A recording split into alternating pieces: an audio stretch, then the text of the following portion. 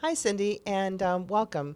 Can you spend a couple of minutes just introducing yourself to us, please?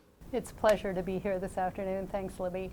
I'm Cindy Seggers. I'm the Vice President for Research at Arizona State University. I've been in position about 2 months and 10 minutes, and it's been just a wild ride so far. I came from Oregon State, where I was also VPR, but before that I was a faculty member in biology at University of Arkansas for about 20 years. So I'm an ecologist and plant biologist, and now a research administrator. Great.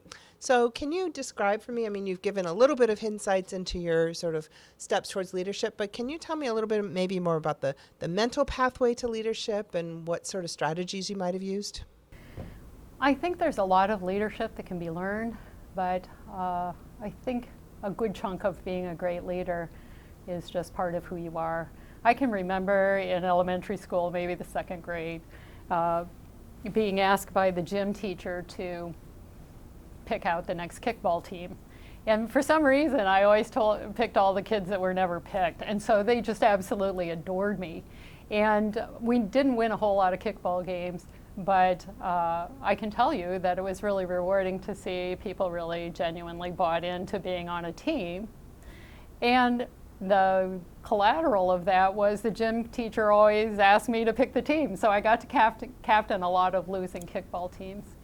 So I think there's just something about just knowing what the right thing to do is and then just doing it. So the pathway to leadership, it takes a little bit of strength and a little bit of courage, and it also requires a lot of opportunity, like the gym coach.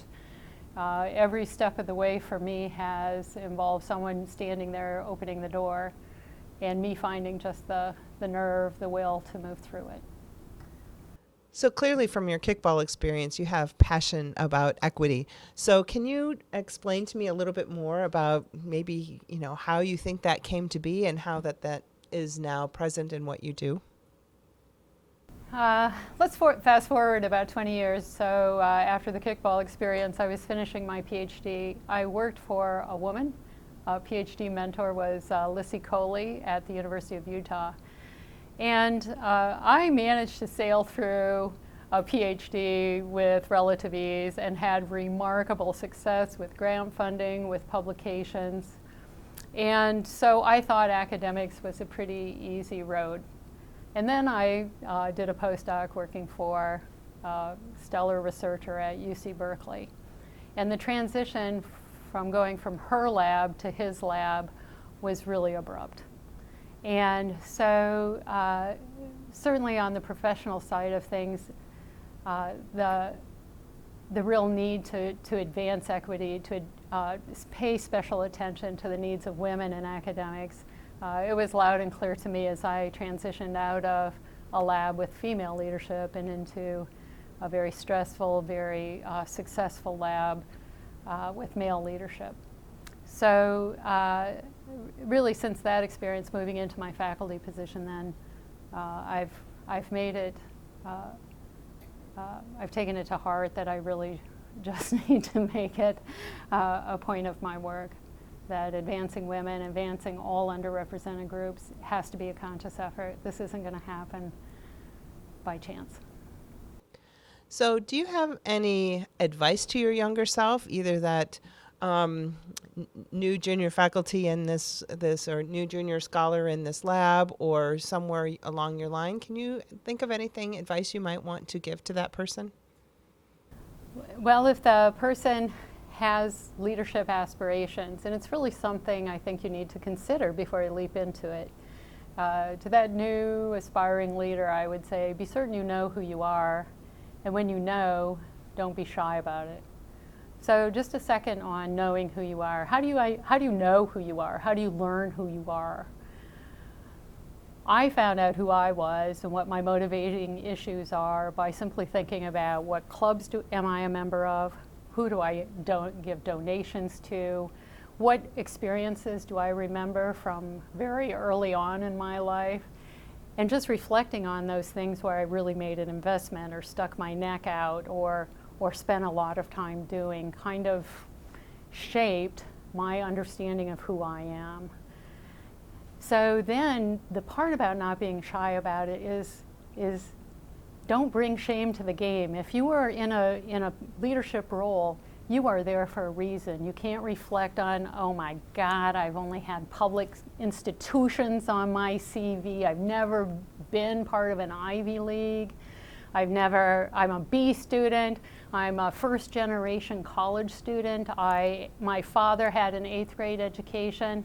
That all just has to go somewhere else. Get over it, put it away. If you're in a room and you're responsible to lead, and you have the responsibility to advance others and to lead a worthy mission like we have at ASU, you just have to be there and get the work done. So that was dawning on me. That really only happened in the last several years.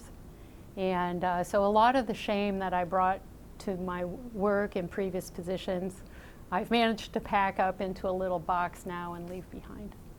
Great. You mentioned that you felt that equity was going to be important for all aspects of, your career. That was clear from your early remarks. Can you be a little bit more explicit and elaborate a little bit more on sort of your current role in terms of supporting equity? That's a great question. My current role is Vice President for Research. And at this institution and my previous institution, I was very often the only woman in a room full of powerful people. And what I've taken on as a bit of a charge is to be certain when I find myself going to those meetings that I bring someone else along. Here at ASU, what I'm considering doing is taking advantage of my privileged position and creating a fellows program where someone aspiring to be a leader would join me in the office, lead a project, attend the meetings with me, and contribute to the work that we do, just to get the exposure, just to get the diversity of opinion on any solution, and also to train people up to be prepared for when they're the only one in the room. Fantastic. Any final remarks you'd like to share? To be a great leader, you need to learn to listen. And that's a very practiced thing to do. I learned from Bob Woodward at a public meeting to make yourself a physical note, pinch your fingers or pinch your wrists, to remember to listen and not finish people's sentences. Let them get the last idea out. Be patient for their contribution. And when you do that, when you soften your eyes and really focus on what's being said instead of what you're going to say next, you make a real connection with another human being and begin to form a trusting relationship. Terrific. Thanks so much, Cindy, for your remarks today. It was a pleasure. Thanks for the invitation.